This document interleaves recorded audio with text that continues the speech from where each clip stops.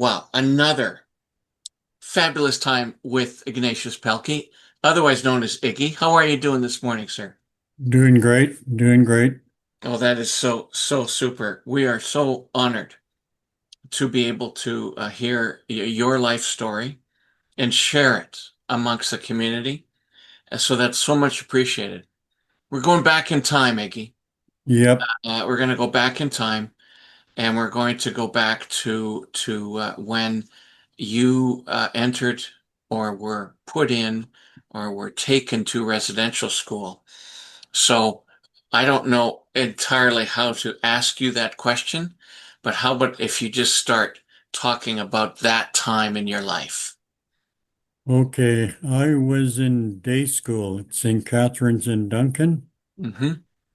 The reason we were in Duncan is my father was killed in a car accident when I was 3, Mm. and my mother decided to move us to her with her dad to help take care of us. The 3 older ones were already in residential school. So, anyways, I was in day school, and it was the nuns teaching, and I forget what grade 1 or 2, grade 1, I guess. And she called me and said there was a man wanting to see me in the hallway. So I went out to the hallway, it was an Indian agent. And then he just told me to pack my stuff. I was going with him. And then I grabbed my coat and whatever I was going to take with me, went down to the Indian agent's car outside the school, and there was 2 boys in the back seat already. I went out and climbed into the car with these 2 other boys on our way to residential school. But first they were bringing me home, and that was with my grandfather, Dan Thomas, my mom's father. He helped take care of us after my dad died. And they told me I was going to go visit my older siblings. I had 2 older sisters and an older brother there, Virginia, Margaret, and Willard. So I was getting all happy about going to see my older siblings, not knowing what was going on. But I guess my mother and my grandfather knew because when I got to the house, they were very sad looking, and I was wondering why. And I was telling my mom I'm going to see, my older siblings, and she wouldn't say much. And my grandfather looked very sad. But when we were getting ready to leave, I went to go hug my grandfather, like you do as a young child and that, and my mother, and they pushed my grandfather away, the Indian agent, and told him not to make this any harder than it has to be. And right away, I was kind of in shock when he did that. So she gave me a little suitcase, and I went out to the car, and I was wondering why she was crying and he was so sad, but that was the day I headed for Cooper Island Residential School. And then when I eventually got to Cooper Island, they brought us to I guess you could say the principal of the school. He was a priest, and went into his office, and I was getting all happy, wondering when I get to go see my sisters, because then in them days they had the girl side and the boy side, never mixed. Right. Mm-hmm. And I was still kind of happy yet about being able to see my older siblings. And then, but it was getting late, and I guess at that time I must have been taught how to come home before dark. So I remember telling the priest, it's getting dark. I have to get going home now. And how he got control of me right away, he's grabbed me in the back of the head, pushed me out the office, and said, "You're never going home. You get down there with the rest of them now." So right away, I was crying and terrified when he said that. So that's how they get control of you. So I went downstairs, never knew anybody, and just happened to be my first cousin, Mike Gabriel, was there. And he was my first cousin, but we grew up as brothers. He kind of welcomed me into the school, but it was a very empty feeling after he told me you're never going home. And I didn't know what to expect from that. How old were you again, Iggy? I must have been about 6 or 7. And no, I just remember being in that they call the rec hall. There was booths and stuff in there where everybody sat and with their own friends and that. So I sat with them there. And then after a while, I had to go and get in line for my residential school clothes. And my name was no longer Ignatius. It was number 15 because of the clothes you got were when you asked for anything from where they handed out the clean clothes, had your number on it. Even after a while, when I played in sports, my number was 15. I told my daughters about it, Hmm. about my number. That's all I was pretty well known as. Wow. And that's the way they had control of you. You weren't called by your name anymore. And Wow. like I say, we were expendable. Hey? Nobody Um, was treated very nice. why did uh, w- what was the purpose? What did somebody think they were going to do with you folks? Because they wanted to knock, like they say about the residential schools, to knock the Indian out of you. Forget about anything, who you are, where you come from, and who you come from. They wanted you to forget all that. And if you knew your language before you went there as a young child, they knocked it out of you. It's the worst thing that could happen if you my parents never spoke English, so I must have understood our language. But a lot of guys were punished for uttering words from their elders, and they wanted to knock that out of you. So that Indian problem would go away, I guess, of the reserve and that's why there's so much dysfunction on the reserves nowadays. As children, there's so many generations that went through this, and why the alcoholism and suicides and stuff that people didn't want to go back to that. And I seen a lot of people leave through the summer holidays by committing suicide, by not going back. I'd So you rather were not. allowed to go back to your families during the summer? Yes, you were the ones that had parents waiting for them, they were better off. Me and my siblings, we just had our grandfathers, Philip Pelky here in Saanich, Dan Thomas up in Duncan, my mother's dad. Philip Pelky was my father's dad. They went about their own businesses. We just kind of stayed there, existed there too, because their mother wasn't there and their dad wasn't there. And they'd get home late from work or whatever.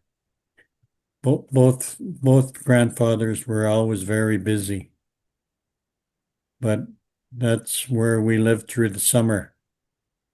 And my grandfather in Saanich, Philip Pelk, was a little more strict about times we had to be home because of their beliefs and how they get you home at night or not at dark.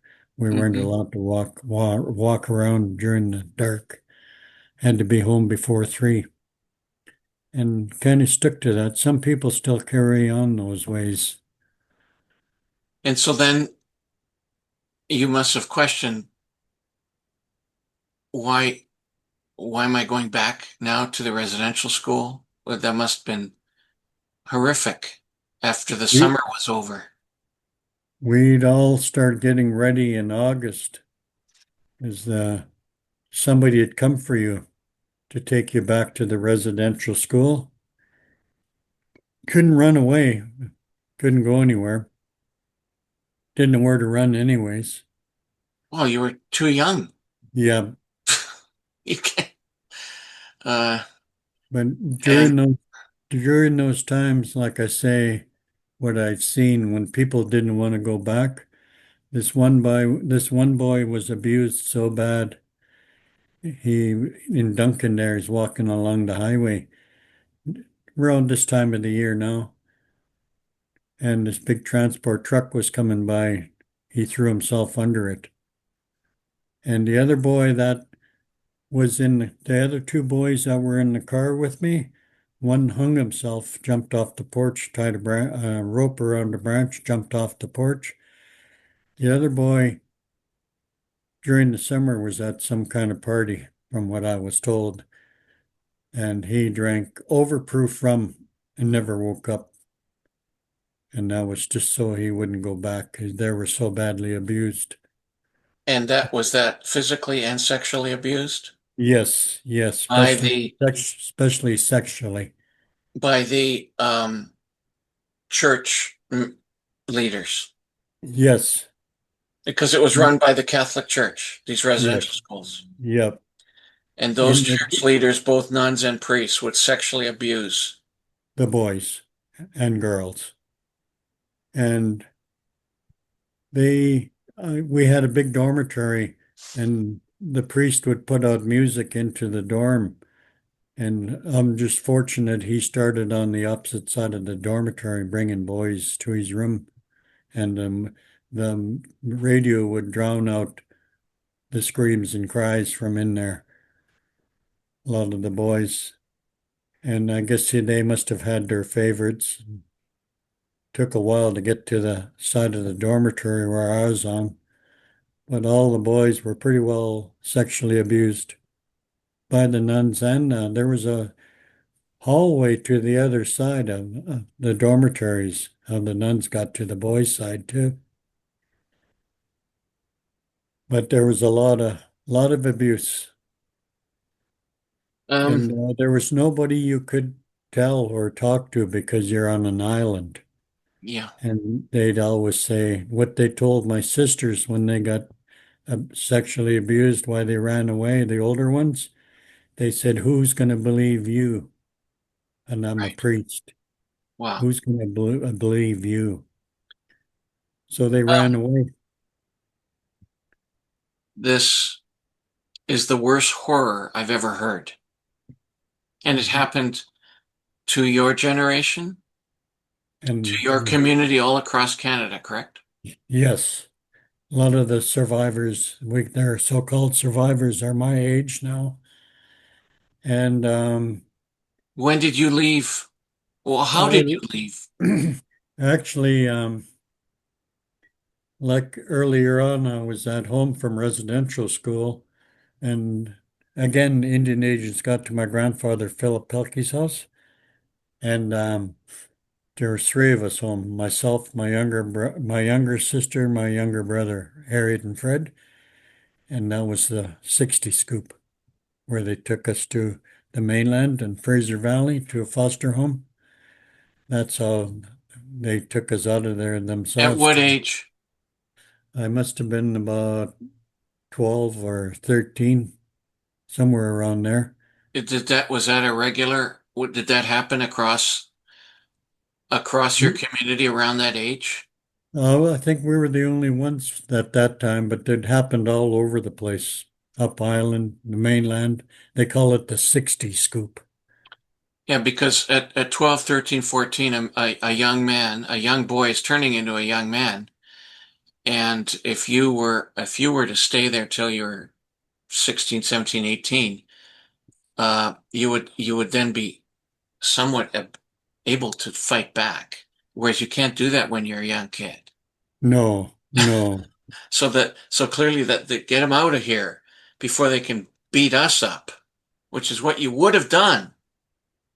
They There was another residential school in Mission. When you got to grade 8 at Cooper, they sent you to another one from grade 9 to 12 in Mission.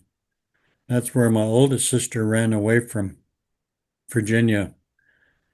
They knew my late dad, my older siblings, and my dad was going to be a chief, hereditary chief. He had quite the sense of humor. When I came home, they told me about him. Had quite the sense of humor. He was loved by everybody and respected.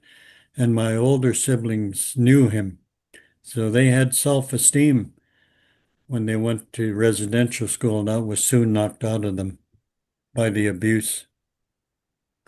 So Um, let's fast forward yes, to the last 20 years. Okay, you're now at Sayout. I take it that's where you live, yep. and uh, you have survived, and you've decided you're going to help others. Tell us how you did that. From the horrors, from the horrors of that, what was there any learning, or was it just It was a it was reaction? pure it was pure terror. You never wanted to go back to that situation again. The way they, like I said in the past, we were expendable, and a lot of them never came out of there. They disappeared. But I know I learned that I was never going to go back there either, you know. But when they took me to the foster home, that kind of saved my life, I guess. And my older brother went You saved your life. by getting taken away to the foster home. Mm-hmm. And I was brought to a farm where you learned how to work hard. I thought I was a slave, but in the end, it turned out to be the best for me because I What? learned how to Yeah. work hard. we we're gonna have many more conversations, but we started around the canoeing, the spirit of the canoe, how you use the canoe to teach young people, anybody for that matter, about life and how to survive life. Um, and so many of your community have not survived, Iggy. Why? Why did you? Um, What are, if, okay, so if a young person is going, I got a lot of troubles, I got a lot of problems, if they can even self-recognize that, what do you say that they should do? What are the lessons, if anything, from that horror? I when I first came home here after being in a foster home and working in Vancouver, the one thing I was gifted when I came home, I was very fortunate. There were still elders here that knew us from when we were children, who knew my father, who what he was going to be. Mm-hmm. And I was very fortunate. They recognized what I needed when I came home. They called me to their homes or they came to see me, talking to me. There were a lot of things they noticed about me and my brothers and sisters. There was no unity, and they tried to fix that. Because what the residential school is to make you didn't know your brothers or sisters are there. They didn't want you to know your family. You never knew family. So when we came home, we never knew unity, compassion, or respect. That's what the elders started to give me when I first came home. If I hit the bottle too much, they were at my house lecturing me, saying this isn't our ways. So I'm very fortunate I took some of those words. One of the elders even, he ran a canoe club. This is how I got into the canoeing because my dad taught him what he knew and he wanted to give back. And so he invited me to the canoe club in West Saanich and they were already winning. So I was very fortunate to be on a championship canoe in my young days with this elder who was trying to give back to me what my dad gave to him. And I was gone to residential schools and foster homes He was one of the elders that knew that. And he never gave up on me. And I'm very fortunate because we were lost. We were lost. And when we first came home, who we are, the Well, respect that, what you described is a concentration camp. yes, yes, And as horrible as the World War concentration camps, yes. uh, and and then somehow on your own, with no help, you have to figure out how to survive a concentration camp experience.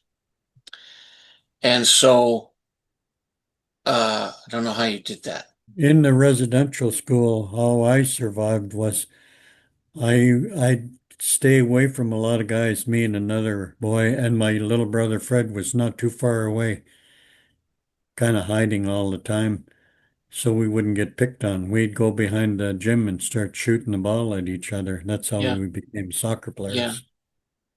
You mean other students would pick on you as well? The They were in residential school. I think the older boys were encouraged to pick on the younger boys to keep Hmm. everybody in line. Yeah. Jeez, To I keep can't to believe. keep you always aware that you're always in danger, it seemed, you know? Yeah, And yeah, I mean yeah, that. I mean that in danger. yeah. Because I used to get punished after soccer practice and I never knew where the priest was. He said you weren't training hard enough, you were just slacking around. So I'd have to run around the field and even in the dark with the soccer ball at my feet. And that's how I developed into dribbling the soccer ball at night, getting the feel of the ball at that, down that one end of the field. That was my punishment. Don't know where he was hiding, but he seemed to think I wasn't training hard enough. They're always watching you no matter what. And then we were soccer, and plus we marched in a band for hours and hours, drum and fife marching band. We Mm. practiced for hours. Um, are there some, do you have, okay, so I'm circling back a little bit here. So I'm a young person and I'm seeking your guidance and your as an elder and and you're going, okay, here are the two or three things. Here's the two or three things I want you to do in your life that I did in my life that are going to make a difference, that are going to make me a better person, that are going to help me survive the concentration camp of residential schools. When, like I say, we have what we call our own teachings here of how we're supposed to be. Yeah. And I hung on to a lot of that. And that's what I'd pass on. And I'd always, when I do talk like that, I always say, these are my words.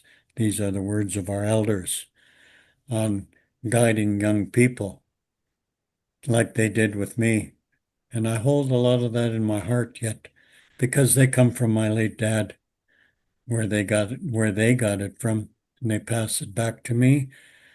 And when I was told about our canoes to the young people, these were handed down to me, these teachings from my dad, and they were I was told they're there for me not to keep, they're for me to pass on. So I was given that in a way to help me talk to younger people the way I was talked to. They were a little more stern in those days, the elders, compared to they are now. Can't talk to the younger. It's really changed, eh? Thank you for that. Let's finish today. Okay. We we're going to share these conversations with people on the internet, and I hope that that that this helps you a little bit. It does. And another thing I wanted to add to that by the elders was one of the things they gave me, they always said a little bit of hard work's never hurt anybody. Mm, And the education, they always encourage that, okay. Well, when I talk to younger people. these are extraordinary words from you. Until we meet again, thank you so much. Yes, sir. Thank you.